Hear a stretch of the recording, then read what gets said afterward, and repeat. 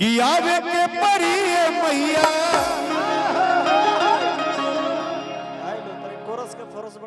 हर की आवे के परी तोहरा आवे के परी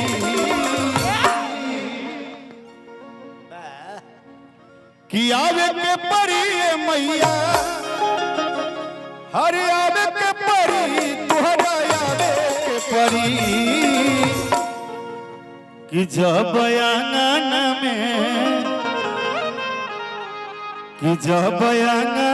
में अखियू दिया बरिए भवानी मैया आवे के परी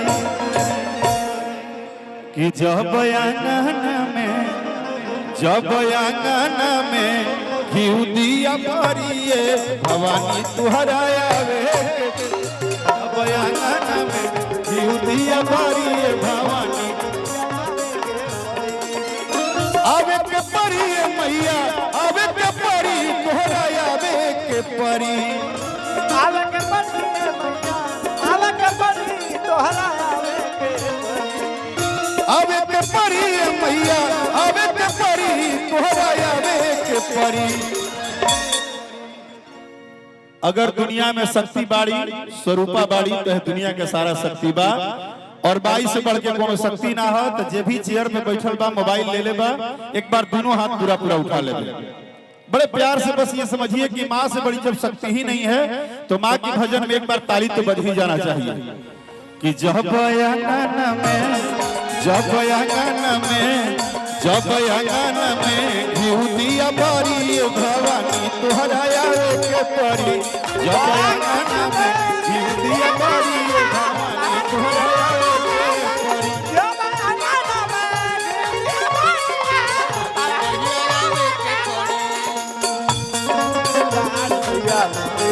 झुलुआ दिव्या के लाल भैया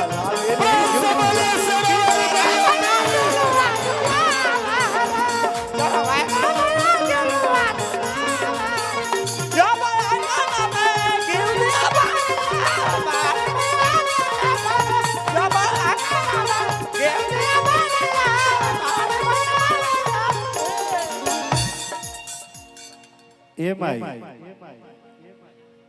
जितना लोग यहाँ बैठल बा ना ये लोग के बुझाता कि बहुत कुछ दिक्कत हो रहल बा लेकिन माई तू ऐसा बड़ू कि सब जाने लो कि सब तारे हाथ में बा। हाँ ये भाई जितना लोग बैठल बा सबके जिंदगी सबके स्रोत सब तारे हाथ में बा कि माई हो बेटावा के घर तनी आई हा।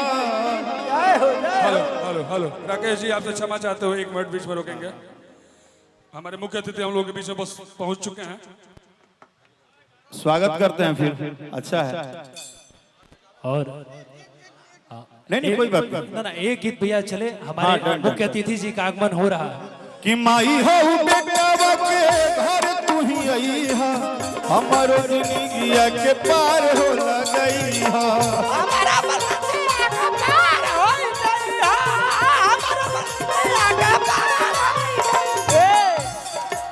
माई हो बेटावा के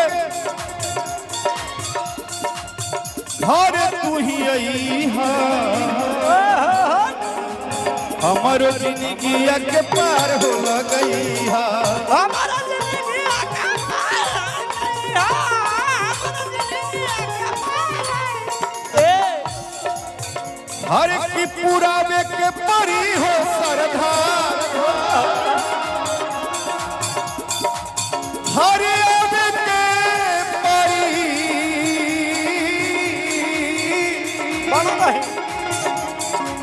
तुहरा आवे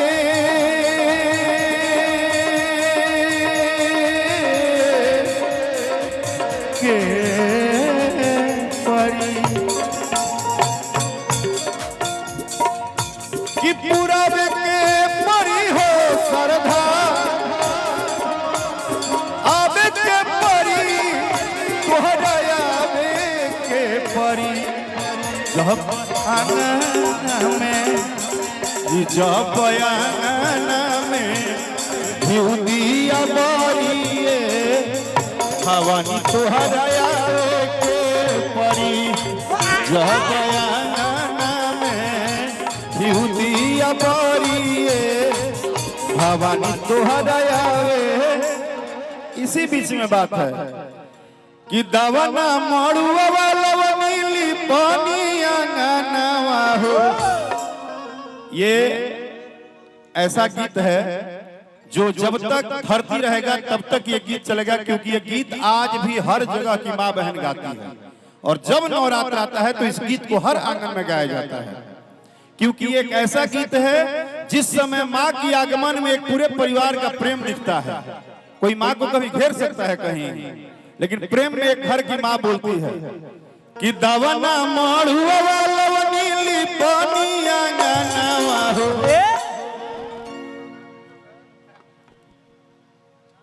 यार हम तो आपके लिए ताली बजा दे भाई, जियो शेर मेरे भाई के लिए ताली बजाओ यार, झाल पे जो बैठा है। क्या मतलब फीले ना भाई हमारा काम बड़ी, हम हाथना दिन बाद बली आइल बनी कि दवना मड़ुआ वाला नीली पानी अंगनवा हो। बाबू परशुराम जयंती के मंच है, हम हाथना कंट्रोल कैले बनी, तू तनी कंट्रोल कर। आज के आनंद भक्ति भाव में रखो कि दवना मड़ुआ वाला नीली पानी अंगनवा हो।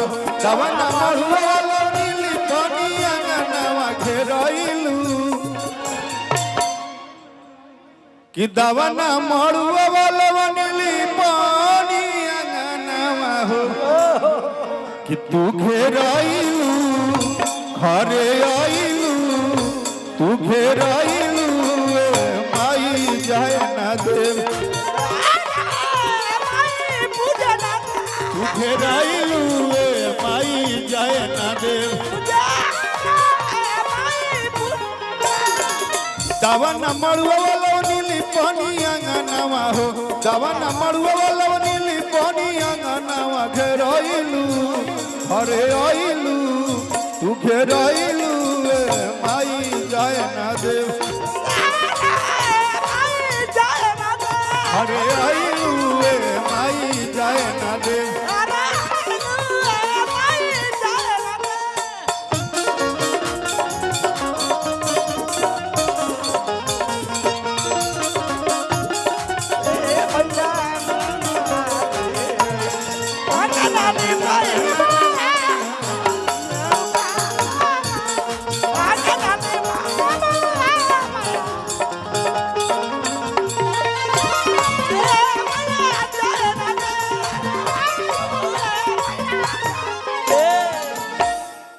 कि बड़ा भाग्य आइल बड़ुआ में माई हो।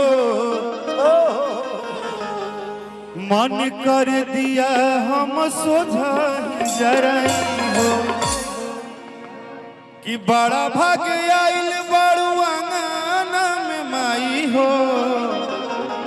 मन कर दिया तुहरा सोझा ही जराई हो। अरे वाह, चलो तुम्हारे हाथ से पुरस्कार लेना था मुझे।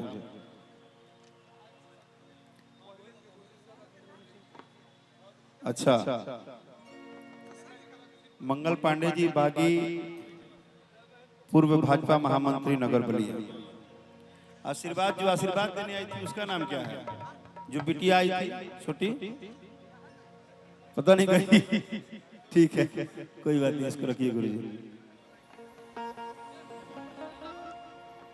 कि बड़ा भाग्य आइल बड़ुआ में माई हो। तुहर तो सोझा हम दिया नजर